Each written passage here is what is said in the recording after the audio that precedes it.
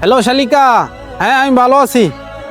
আরে মন খারাপ করো না, গরু কিনছি, তোমার পছন্দের গরুটাই কিনছি, বিশাল বড় গরু, 2,10,000 টাকাতে কিনছি।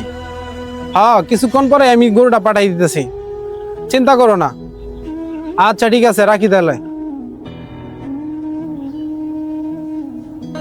ভাই তুমি এই তুমি সকাল থেকে খুঁজতেছি। তুমি যে কুরবানির জন্য গরুটা কিনছিলা, এটা তো তোমার শ্বশুর বাড়ির লোকজন নিয়ে যাইতেছে গা। গরু আমি আমার টাকাতে কিনছি, তোদের টাকাতে কিনছি। এই গরু আমি এখানে কুরবানি দিব না শ্বশুর বাড়ি কুরবানি দিব, সেটা আমি বুঝবো। এটা নিয়ে তোদের এত মাথা ব্যথা কেন?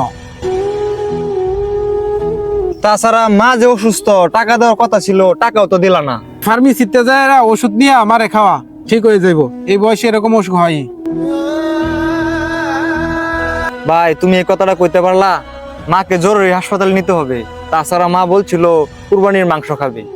কুরবানির মাংস আমি বাড়িতে পাঠাই দিব নে, এখন আমার কাজ আছে, এক জায়গায় যাইতে হবো, সর।